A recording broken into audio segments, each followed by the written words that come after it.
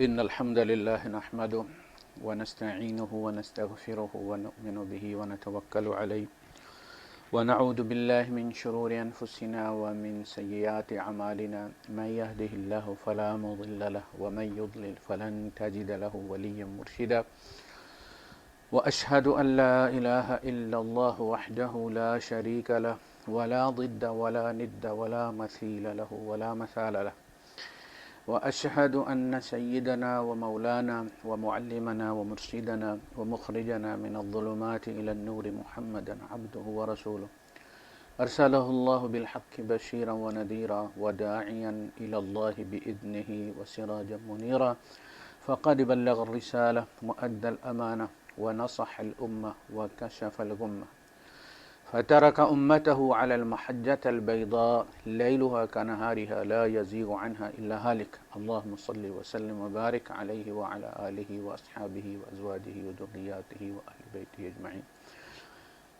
أما بعد فأعوذ بالله السميع العليم من الشيطان الرجيم بسم الله الرحمن الرحيم يا أيها الذين آمنوا أطيعوا الله وأطيعوا الرسول وأولي الأمر منكم فإن تنازعتم في شيء فردوه إلى الله والرسول إن كنتم تؤمنون بالله واليوم الآخر ذلك خير وأحسن تأويلا صدق الله العظيم رب اشرح لي صدري ويسر لي أمري واحلل عقدة من لساني يفقهوا قولي آمين يا رب العالمين۔ کرونا وائرس کی وجہ سے جو صورتحال پیدا ہوئی ہے اور جس طرح سے پوری انسانیت خطرے سے دوچار ہوئی ہے،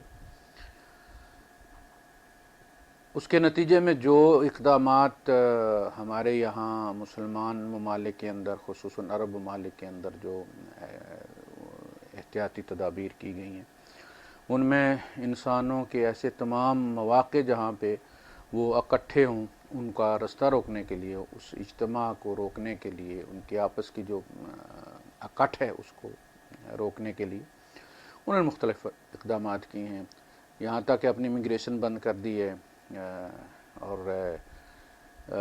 بعض جو ان کے آؤٹ لیٹس ہیں سپر مارکیٹس کے ان کو بھی محدود کیا ہے، کچھ کو بند کیا ہے۔ یہی معاملہ مساجد کے ساتھ بھی ہوا ہے کہ مساجد ایسی ہیں کہ ایسی جگہ ہے کہ جہاں مسلمان آ کے اکٹھے ہوتے ہیں، ان میں بیمار بھی ہوتے ہیں اور شفا یاب بھی ہوتے ہیں جو لوگ۔ بعض دفعہ لوگ یہ مثال دیتے ہیں کہ جی دیکھیں مسجد بند کر دی ہے لیکن جو ہے وہ آؤٹ لیٹس کھلے ہوئے ہیں، سپر مارکیٹیں کھلی ہوئی ہیں۔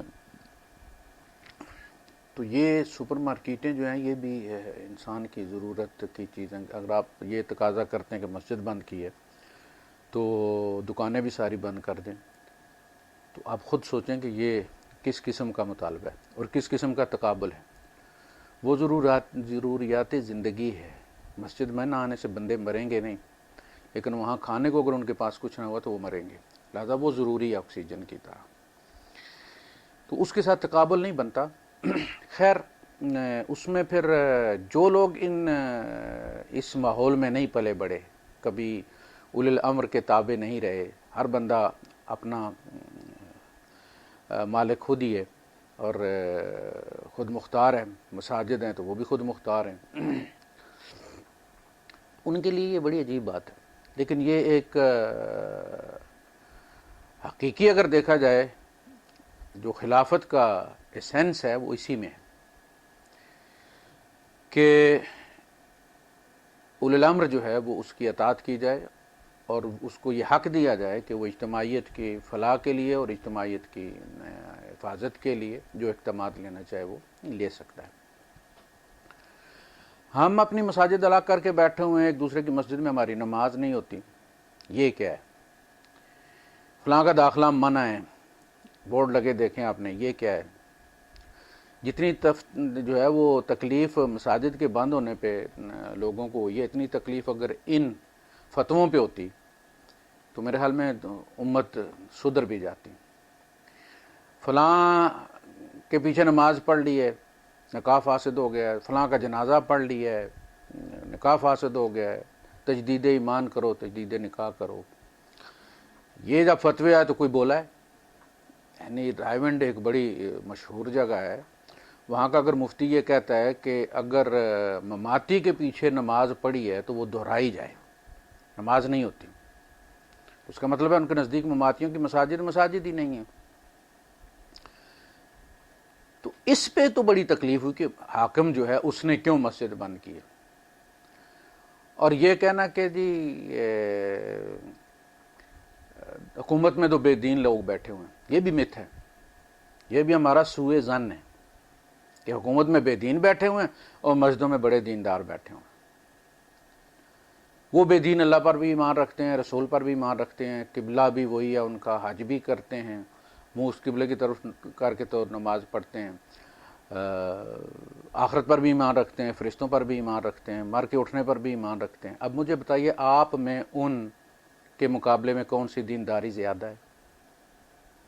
صرف داڑھی کا فرق ہوگا کہ آپ کی ہوگی ان کی نہیں ہوگی۔ کیا داڑھی کے بغیر ہونے سے وہ بے دین ہو گئے؟ اور ان کو یہ مشورہ دینا کہ نہیں جی وہ خود تو ایسا کوئی فیصلہ نہ کریں، اسلامی نظریاتی کونسل میں لے جائیں اس کو، یعنی بھینس گئی پانی میں۔ پھر تو اولو الامر ہوتا وہی ہے جو نافذ کرے۔ آپ یہ نہیں کہتے کہ جمعہ وہیں ہوتا ہے جہاں اتھارٹی والا کوئی ہو، یہ کیا شرط ہے جمعے کی؟ اتھارٹی والا کون ہوتا ہے؟ حاکم ہو جہاں پہ۔ اصلاً یہ منبر، یہ مساجد، یہ خلافت کے اختیارات میں ہے سارا سلسلہ۔ اور خلیفہ وقت جو ہے وہ اپنے دارالخلافے میں مدینے میں خطبہ دیتے تھے، ان کے گورنر جو ہے وہ صوبوں میں خطبہ دیا کرتے تھے جامع مسجد میں، اور یہ تعین ان کا ہوتا تھا باقاعدہ حکومت کی طرف سے۔ تو یہ تو ان کی امانت ہے۔ بعد میں جو ہے انہوں نے جان چھڑائی کہ یار ان کو ان کا ذرا معزز مان لو، ان کو اپنے سروں پہ بٹھا لو، ان کے لیے اٹھ کھڑے ہوا کرو، اور ان کو تھوڑا وہ جبے شبے ان کے چوم لیا کرو، تو یہ تمہارے معاملات میں مداخلت نہیں کریں گے۔ لہٰذا انہوں نے مسجدیں آپ کو دے کے شغل میں لگا دیا۔ اصلاً ڈیوٹی ان کی تھی، مطالبہ ان سے کرنا چاہیے کہ وہ مقرر کریں۔ جو ملک کا صدر ہے یا وزیر اعظم ہے وہ دارالخلافے کی جو مسجد ہے بڑی، وہ فیصل مسجد میں وہ خطبہ دے۔ اگر آپ اس طرح سے آپ کے نزدیک یہ چیز ہوتی تو شاید آپ خطبہ دینے والا چنتے، لیکن چونکہ آپ کے یہاں یہ طے شدہ چیز ہے کہ یہ بے دین لوگ ہیں، لہٰذا آپ ووٹ دیتے ہوئے بھی یہ دیکھتے ہیں کہ کسی بے دین کو دیا جائے جو سوٹ کرتا ہے اس کرسی کو، بے دینوں والی جو ہے۔ ایسا نہیں، وہ ہماری طرح کے مسلمان ہیں، جو انہیں معلوم ہے وہ ہمیں معلوم نہیں۔ ایک مسجد کے امام کو معلوم نہیں ہے، جو انہیں معلوم ہے، جو معلومات ان کے پاس ہیں وہ عوام میں نہیں ان کو نشر کرتے تاکہ افراتفری نہ پھیلے، لیکن جو وہ فیصلے کرتے ہیں اس کے پیچھے ان کی معلومات ہوتی ہیں۔ وہ ضروری نہیں کہ وہ آپ کو بتائیں کہ ہمارے یہاں 10,000 20,000 بندہ انفیکٹڈ ہے، یہ ضروری نہیں ہے کہ ساری دنیا میں افراتفری اور پاکستان کی جو ہے وہ درآمدات بند کر دی جائیں اور فلائٹیں روک دی جائیں اور سارا کچھ، لیکن وہ یہ سب بتائے بغیر بھی جو ایکشن لیتے ہیں، یہ بدگمانی نہ کی جائے کہ وہ دین دشمنی میں کر رہے ہیں۔ یہ کہنا کہ مناع للخیر ہوں، یعنی جمعے اور جماعت سے روکنا خیر سے روکنے والی بات ہے، اور یہ دین دشمنی ہے، اور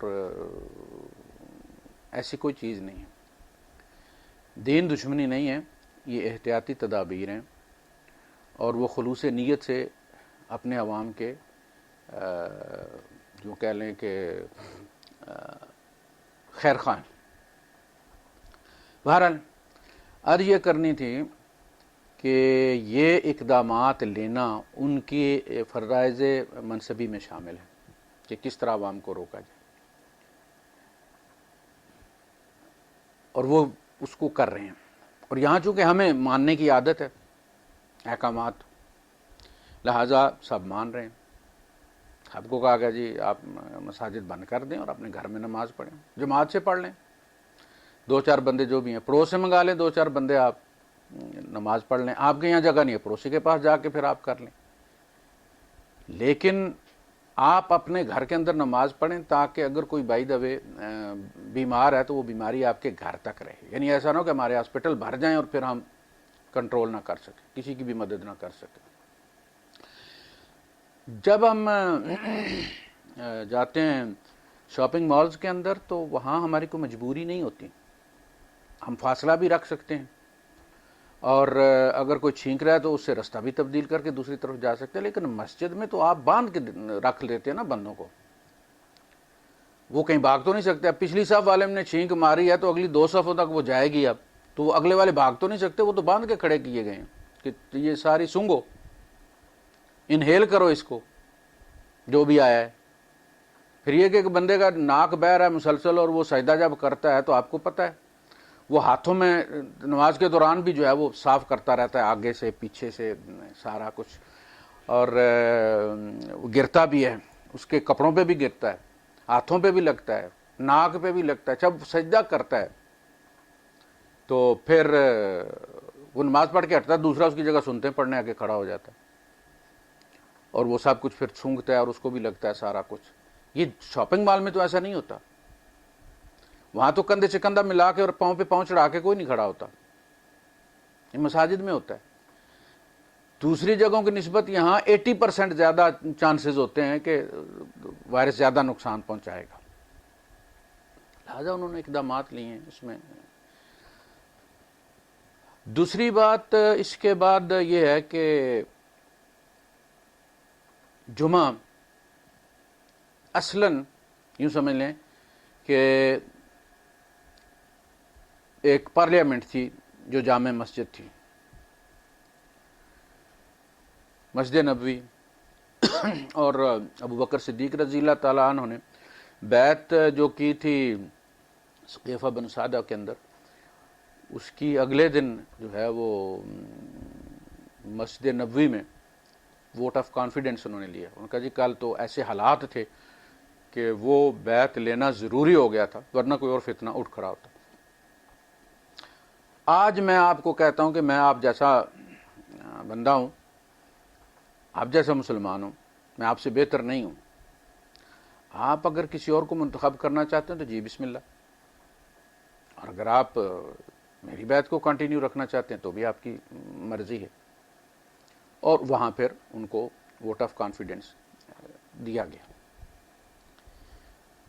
یہ حیثیت ہے اصلاً مسجد کی کہ یہاں سرکاری پالیسی بیان کی جائے,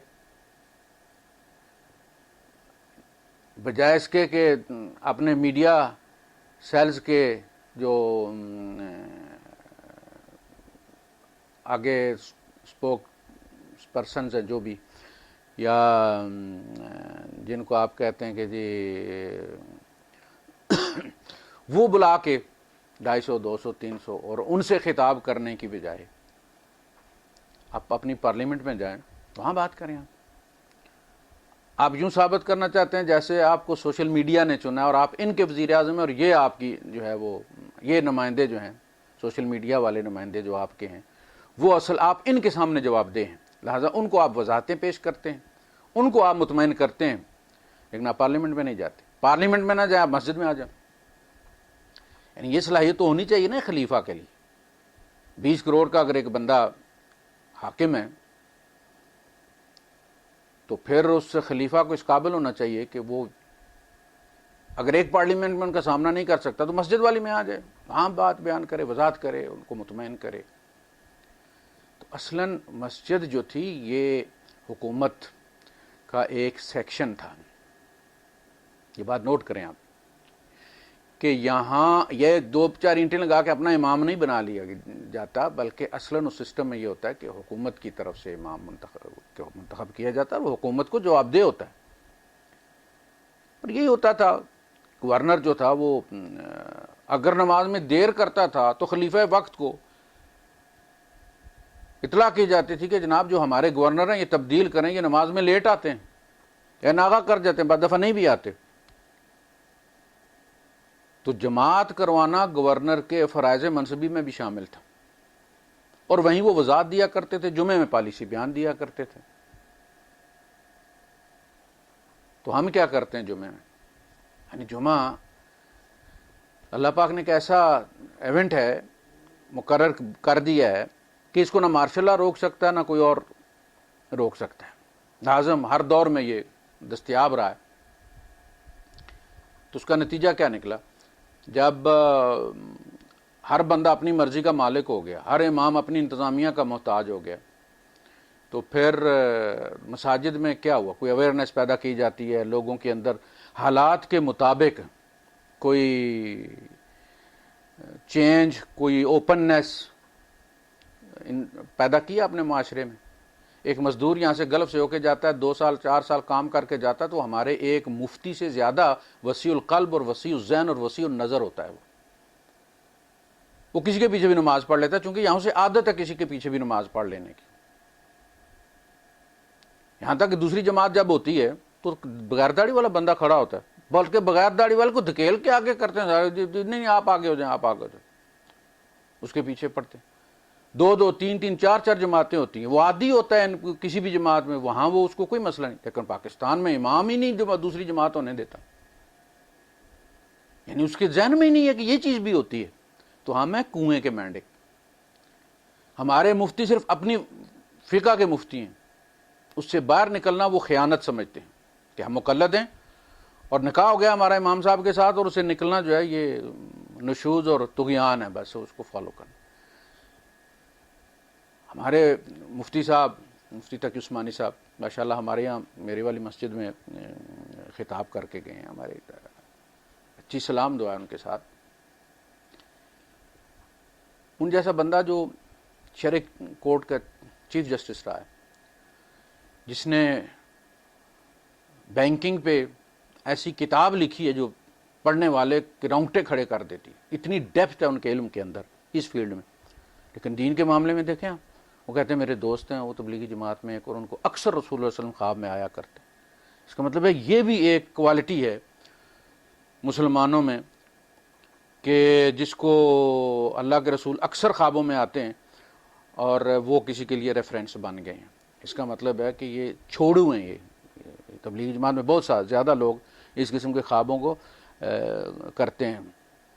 ویسے بھی جھوٹی وہ روایتیں بیان کر کے واقعات بیان کر کے پھر وہ عادت ہو جاتی ہے پھر وہ بندے کو جھوٹ فی سبیل اللہ بولنے کی. تو یہ کوئی کوالٹی نہیں ہے. سوال یہ پیدا ہوتا ہے کہ اللہ کے رسول صلی اللہ علیہ وسلم، حضرت عائشہ صدیقہ رضی اللہ تعالیٰ عنہ مکے سے چلتی ہیں بصرہ کی طرف، حضرت علی رضی اللہ تعالیٰ چلتے ہیں مکہ سے کوفے کی طرف، مدینے سے کوفے کی طرف چل پڑتے ہیں. حضور نہ حضرت عائشہ کو خواب میں آ کے روکتے ہیں، نہ حضرت علی کو خواب میں آ کے روکتے ہیں، نہ دیگر مسلمانوں کو کہتے ہیں کہ ان کو سمجھاؤ، ان کے شانہ بشانہ ہو کے لڑو، نہ ان دونوں کو سمجھاؤ. کوئی نہیں آئے. عشرہ مبشرہ شہید ہو گئے آپس کی لڑائی میں، حضرت طلحہ رضی اللہ تعالیٰ عنہ، حضرت زبیر رضی اللہ تعالیٰ. حضور کسی کو خواب میں نہیں آئے، حضرت معاویہ کو خواب میں نہیں آئے. تو یہ ابھی اللہ کے رسول صلی اللہ علیہ وسلم کو خوابوں میں آنا یاد آیا ہے آج کل کے مسلمانوں کے لیے. وہ چلہ لگا لیا، 1.5 سال لگا لیا، ریٹائرڈ ہو کے گھر والوں کے کام کے نہیں رہے تو آ کے ڈیرے جما لیے جناب علی وہ وہاں، اور خوابوں میں حضور کو بلوانا شروع کر دیے. اور پھر ان کو آئی، اور جسٹس تقی عثمانی صاحب حافظ اللہ اس کو بیان کر رہے ہیں ایز اے ریفرنس، اور نیشنل میڈیا کے اوپر اس کی بنیاد پہ اب کرونا کے فیصلے ہوں گے. اماموں کو نہیں حضور نے خواب اب میں آ کے بتایا کہ فلاں کا موقف ٹھیک ہے. یہ 4 فقہ نہ ہوتی، 5 فقہ نہ ہوتی، ایک ہی فقہ ہوتی. 500 سال ہم نے 4 مصلے رکھے ہیں. بیت اللہ کے چاروں طرف 4 مصلے تھے، چاروں ائمہ کے. امام شافعی رحمۃ اللہ علیہ پہلے وقت میں پڑھتے تھے، یعنی 12 ساڑھے 12 بجے ان کی ظہر کی نماز شروع ہو جاتی تھی. حنفی جو ہے وہ اتنی دیر گل گپ لگاتے تھے، زمزم پیتے تھے، طواف کر لیتے ہوں گے. اس کے بعد پھر ان کا امام 2:30 بجے جماعت کھڑی کرتا ہے، اور اپنے مصلے میں جو جگہ ان کی متعین تھی کہ یہ حنفیوں کا مصلی ہے وہاں ان کا امام کھڑا تو ان کی جماعت کرواتا تھا. چاروں طرف 4 مصلے تھے. 500 سال ہم نے پڑھی ہے نماز. یہ تو آ کے ڈنڈے نے ہم کو ایک مصلی دیا نا. یہ ڈنڈا 4 کتاب میں، اور 5واں ڈنڈا جو ہے یہ بہت ضروری ہے. اصل میں وہ ٹائی راڈ ہے، وہی امت کو یکجا رکھتا ہے. اس نے آ کے ڈنڈے کے زور پہ یہ مسلح ختم کیے، دلیل کے بنیاد پر نہیں کیے. تو ہم ایک امام کے پیچھے اب نماز پڑھتے ہیں یہاں سے جا کے. یہ کم از کم ان کا احسان ہے ہمارے اوپر. کچھ لوگوں کو اعتراضات بھی ہوں گے، لیکن یہ احسان ان کا بڑا کہ انہوں نے ہمارے 4 مسلمانوں کو ایک مسلح کر دیا. ایک جگہ تو ایسی ہے کہ جہاں مسلمانوں کو یکجائی اور یکجہتی اور ہوموجینٹی جو ہے وہ نصیب ہوتی ہے. تو ان کو خواب میں نہیں آئے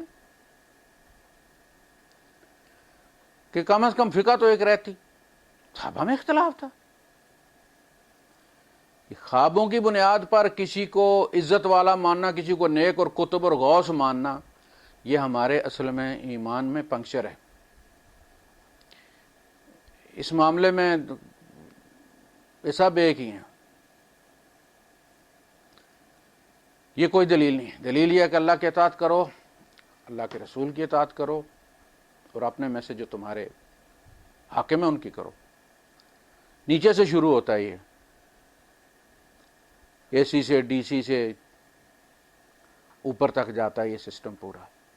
جیسے اللہ کے رسول صلی اللہ علیہ وسلم من اطاع امیری فقد اطاعنی ومن عصا امیری فقد عصانی. تو جو اقدامات حکومت لے رہی ہے، بجائے اس کے کہ ہم اس میں ان کو سپورٹ کریں، ان کو مورل سپورٹ دیں، ان کی تائید کریں، ہم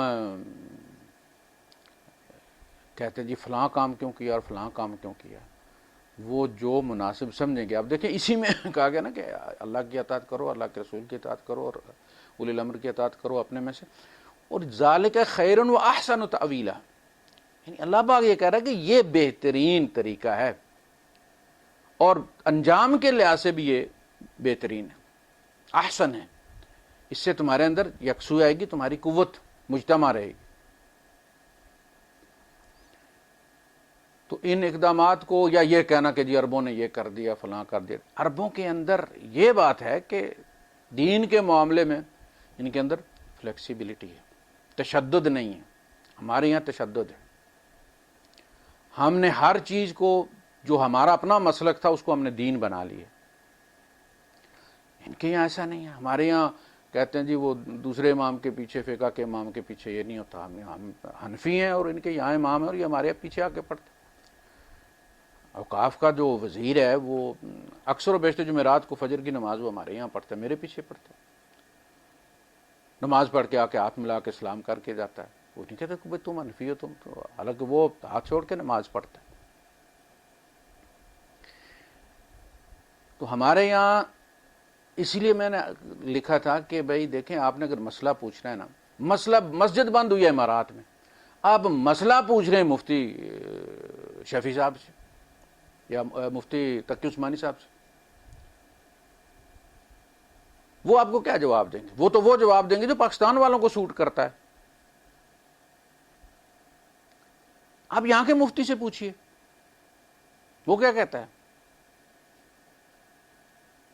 کہ جہاں جان کو خطرہ ہو وہاں مسجد سیکنڈری ہو جاتی ہے. مسجد مسلمانوں کے لیے بنا، مسلمان ہی نہیں رہیں گے، انسان ہی نہیں رہیں گے، مسجد کو کیا کریں گے پھر آپ؟ اور اللہ کے رسول صلی اللہ علیہ وسلم نے میری امت کے لیے مسجد جو ہے وہ ساری زمین مسجد بنا دی گئی. یہ اس کا فائدہ ہے، اٹھائیں فائدہ اس کا. اللہ کے رسول صلی اللہ علیہ وسلم کے زمانے میں جب بارش میں جو ہے وہ ہوتی تھی تو اذان میں حی علی الصلاۃ کے ساتھ وہ کہہ دیا جاتا ہے اپنی رحال کے اندر جہاں جہاں تمہارا قیام ہے اپنی رہائش گاہوں پر نماز پڑھ لو. یہ اس کی نس ہے.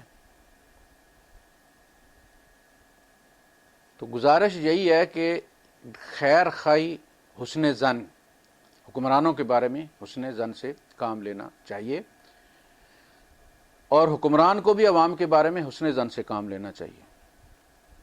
ایک دوسرے پر لعنت نہیں کرنی چاہیے، اور ان کے ہر اقدام کو دین دشمن نہیں سمجھنا چاہیے، اور ان کو بے دین نہیں سمجھنا چاہیے. ٹھیک ہے ان کی داڑھی نہیں ہوگی، پینٹ شرٹ پہنتے ہوں گے، 3 پیس سوٹ پہنتے ہوں گے، تو آپ کو بے دین لگتے ہیں. آپ لباس تعین کرتا ہے کسی کے دین کا. دین تو کوئی اور چیز ہے. دین کا تعلق مبادیات سے ہے، لباس کا تعلق کلچر کے ساتھ ہے، موسم کے ساتھ ہے. تو اس کو دین بنا لینا اور کہنا کہ جی وہ بے دین ہے، وہ بے دین نہیں ہے. جتنی بھی دین کی ہم سے توقع ہے، جتنی ہم کر رہے ہیں، ہم کون سے پورے والے 100% والے مسلمان ہیں. نیچے سے لے کر اوپر تک 2 نمبری چلتی ہے. ہر چیز میں ہم ملاوٹ کرتے ہیں. دودھ ہمارے ہاتھ میں ہے، دودھ میں ہم ملاوٹ کرتے ہیں، مرچوں میں کرتے ہیں، ہر چیز میں کرتے ہیں، خون میں کرتے ہیں. تو ہمارے اندر کیا پھر یہ کہ دیکھیں جو بچوں کے ساتھ جو ہمارے یہاں مدارس میں ہوا ہے، اور ہر ہفتے ہر مہینے آپ کے سامنے آ جاتا ہے. یہ دینداری ہے ہماری. ہم اس لیے دیندار ہیں کہ وہ ہماری داڑھی ہے اور شلوار ہماری ٹخنوں سے اوپر ہے، اس لیے ہم دیندار ہیں، حکمران دیندار نہیں. دین کوئی اور چیز ہے. تو بس گزارش یہی تھی کہ حکومت نے، ہمارے یہاں حکومت نے یہی طے کیا ہے کہ جب تک یہ قابو میں نہیں آتا تب تک 4 ہفتے کے لیے مساجد جو ہے یہ بند رہیں گے، حمام بند رہیں گے، کولر بند رہیں گے، تاکہ لوگ جو ہے وہ کسی ایک جگہ اس طرح اکٹھے نہ ہو. بلکہ باہر بھی صفوں میں اگر کہیں صفیں بچھا کے لوگ جماعت کرا لیتے، مسجد بند ہے اور کہیں کسی گلی میں اور بلڈنگ کے پیچھے، تو اس پہ بھی پابندی ہے. اگر کوئی دیکھے CID والا تو وہ پکڑ لے گا. ہمیں بھی احکامات یہی ہیں کہ اگر کوئی آپ کی مسجد کے ارد گرد یا آپ کے ایریے میں کچھ لوگ مل کے جماعت کرواتے ہیں تو اس کی خبر دیں. آپ 999 پہ فون کر کے ان کو بتائیں کہ بھائی یہ لوگ کھڑے ہیں. اس طرح سے اصل میں کوئی مسجد سے دشمنی نہیں، وہ تو کہتے ہیں جمع نہ ہو. آپ جمع باہر ہو جائیں تو وہ جو مقصد تھا مسجد بند کرنے کا وہ تو فوت ہو گیا. آپ نے تو باہر مجمع لگا لیا. ہمارے یہاں حالانکہ پاکستان سینٹر کی پریمسز بہت بڑی ہیں، بہت بڑی ہیں. ہم عید کی نمازیں پڑھتے رہے، تو ہم اگر کل وہاں 2 صفیں رکھ کے تو جمعہ پڑھنا شروع کر دیں گے تو میرے حال میں امام سمیت کوئی بھی باہر نہیں رہے گا، 2 سال کے لیے اندر ہو جائے گا. تو انہوں نے ہماری بہتری کے لیے ایک یہ اسی جذبے سے ان احکامات کو لینا چاہیے. ان کے لیے ان کے حق میں دعا کرنی چاہیے کہ انہیں اتنی ہماری فکر ہے. وہ اتنا مالی نقصان برداشت کر رہے ہیں. ایئرپورٹس بند ہو گئے ہیں، ایئر لائنز جو ہے وہ بیٹھ گئی ہیں، کلاش ہو گئی ہیں کمپنیاں پوری. انہوں نے ایسی پابندیاں لگائی ہیں کہ ہر جگہ پہ دیکھیں کتنے ٹورسٹ آتے تھے، یہاں پہ بند کر دیا انہوں نے. انسانی جان کی خاطر، ہماری خاطر، ہمیں بچانے کے لیے، میرے بچوں کو بچانے کے لیے. تو ہم ان کی کے لیے خیر خواہی کی بات کریں گے نا. ہم دعا کریں گے کہ اللہ پاک ان کو بھی سلامت رکھے اور یہاں کے عوام کو بھی سلامت رکھے. باقی جو وائرس آتے ہیں اور یہ سارے امتحان ہیں. اللہ تعالیٰ بتا دیتا ہے انسان کو کہ اس کی وقت کتنی ہے. یعنی ہمیں اس سائنسی ترقی نے اور یہ جو کچھ بھی ایجادات ہیں جو ہمارے ہاتھ میں، اور یہ موبائل اور آئی فونز اور فلاں فلاں، ہم سمجھتے تھے کہ بس ہم اب اس جگہ پہنچ گئے ہیں کہ پردہ ہٹا کے خدا کو دیکھ لیں گے. اس نے کہا تم خدا کو کیا دیکھو گے؟ ایک ایسا وائرس جو کھلی آنکھ سے نظر نہیں آتا، صدیوں پڑا رہتا ہے ڈیڈ، وہ اور پھر اٹھتا ہے اور تباہی مچا کے رکھ دیتا ہے. یہ تو دجال کی طرح جھٹ پٹ نہیں پھیل گیا پوری دنیا میں، مشرق سے مغرب تک پھر نہیں گیا یہ. اور اس نے کہا بے بس ہو تم بے بس ہو، یہ تمہاری ترقی ہی تمہارے گلے پڑ سکتی ہے. اب دیکھیں یمن کو اجاڑا کس طرح. یمن مشہور تھا اپنے باغات، ڈیم کی وجہ سے، سد معرب، اور باغات ہی باغات تھے. ایسے خوبصورت باغات انہوں نے بنائے ہوئے تھے کہ جن کے نیچے نہریں بہتی تھیں. یعنی ان کی جڑیں تو پانی میں تھیں لیکن اوپر جو انہوں نے شہر بسایا ہوا تھا وہ چل پھر رہے تھے. اوپر شہر ہے، پانی نیچے ہے، درختوں کی جڑیں نیچے ہیں، انگور کی بیلوں کی جڑیں نیچے ہیں، پانی میں ہیں. پھر جب اللہ نے ہلاک کرنے کا فیصلہ کیا تو کیا ہوا؟ وہی ڈیم جو ہے وہ ٹوٹا ہے اور سب کچھ ملیا میٹ کر کے رکھ دیا اس نے. سب کچھ، پوری تہذیب کو مٹا دی. زمین کے نیچے ریت ہی ریت رہ گئی بس. یہ اللہ کی سنت ہے. تو وہ ترقی ہمارے گلے میں پڑ گئی. کس طرح پھیلا؟ جھٹ پٹ پھیل گیا. وہ پہلے ایک بستی میں آتا تھا، جیسے تعاون آتا تھا، چلو لوگ وہاں نہیں جائیں گے، لیکن یہ تو خود آ گیا بھائی. تو یہ اللہ کی عظمت اور اللہ کا جلال. یعنی سائنس نے ہمیں یہ بتایا کہ جی کتنے جو ہے وہ گلیکسیز ہیں، اور ان گلیکسیز کے اندر کتنے سیارے ہیں، اور خود ہماری اپنی جو گلیکسی ہے جس میں ملکی وے کیا کچھ ہے. لیکن آپ یہ چھوٹی سی چیز دیکھیں وائرس، اس کو بڑے کو چھوڑ دیں، جس کے ساتھ ہمارا پالا پڑ گیا ہے، یہاں سے لے کر ان گلیکسیز تک کا وہ بادشاہ ہے، وہ خالق ہے، اس وائرس کا خالق ہے ایک، اور اپنی دوسری مخلوق کو دکھا رہا ہے کہ جس دن میں نے تمہیں ختم کرنے کا، تباہی کا میں نے فیصلہ کر لیا، تو اس دن کچھ نہیں بچے گا، تمہاری کوئی تدبیر کام نہیں آئے گی. وآخر دعوانا الحمد للہ رب العالمین.